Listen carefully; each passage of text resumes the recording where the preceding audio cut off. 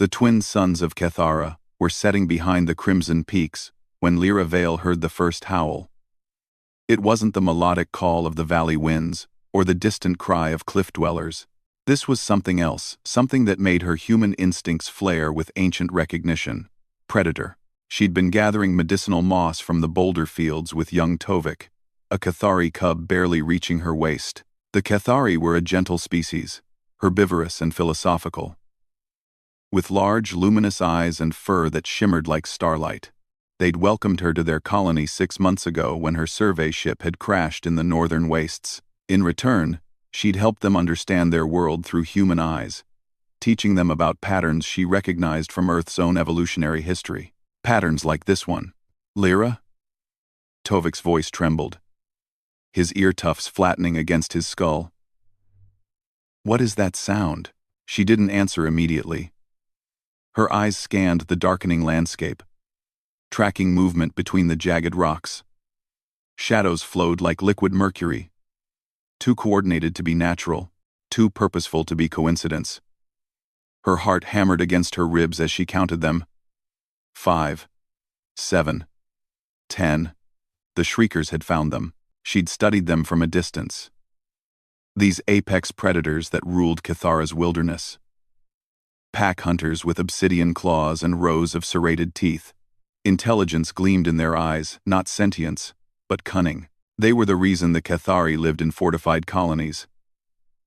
The reason children like Tovik were never allowed outside the walls without armed escorts. Except today, the escort had been just her. Just a human. Just a scientist who'd promised Tovik's parents she'd keep him safe while they collected samples. The lead shrieker emerged from behind a boulder, muscles rippling beneath scaled hide. Its eyes locked onto Tovik with hungry focus.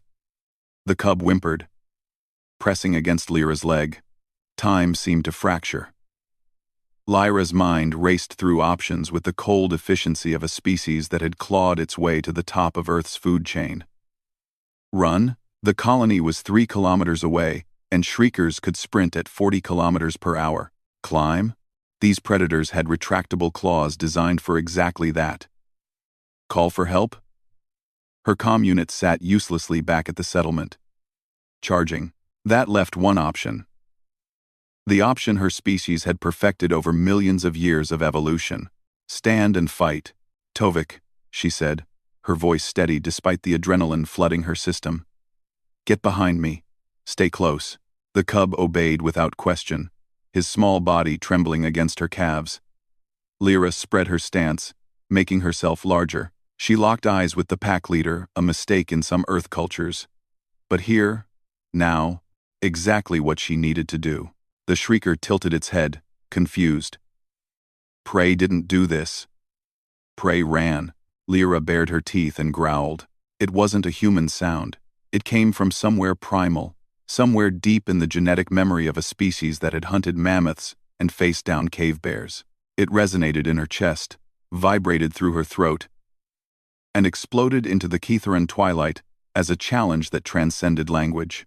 The shrieker took a step back. The others circled closer, but their movements had changed.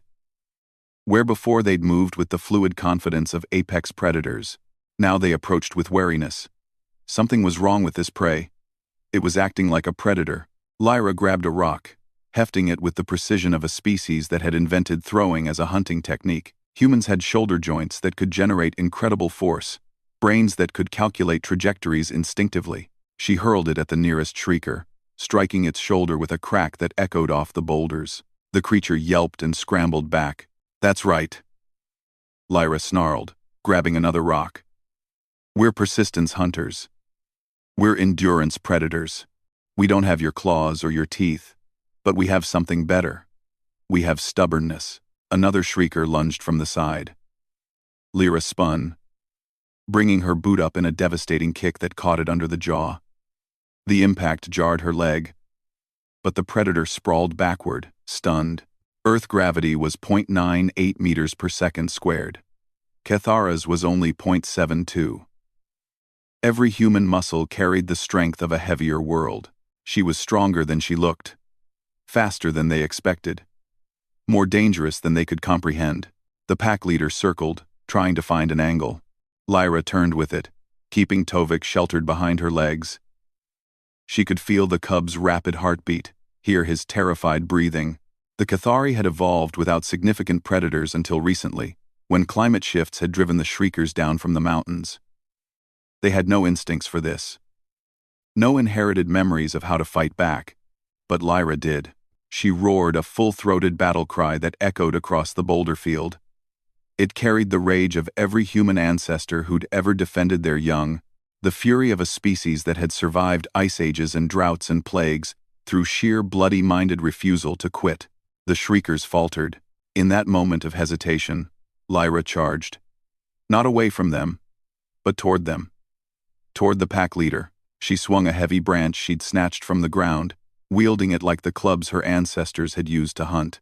The leader barely dodged, its confidence shattering. Prey didn't attack. Prey didn't fight back with coordination and strategy. Prey didn't use tools. The pack began to retreat, one by one, melting back into the shadows. The leader held its ground a moment longer, trying to salvage dominance. But Lyra stood firm. Blood dripped from a scratch on her arm where one had gotten too close. But she ignored it. Pain was temporary. Survival was everything. Finally, the leader turned and vanished into the darkening wilderness. Lyra stood there, chest heaving, branch still raised, until she was certain they were truly gone. Only then did she lower her weapon and turn to Tovik. The cub stared at her with wide, awestruck eyes. "Are you hurt?"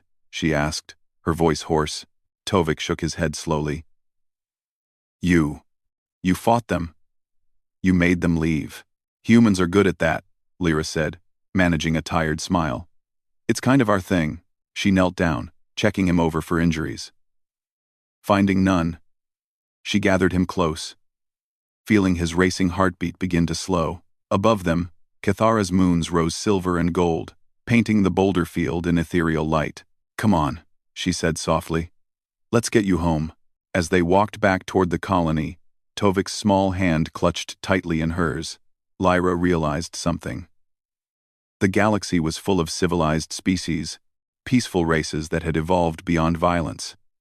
But sometimes, the universe needed something different. Sometimes, it needed humans. Sometimes, it needed someone willing to bare their teeth and growl back at the darkness.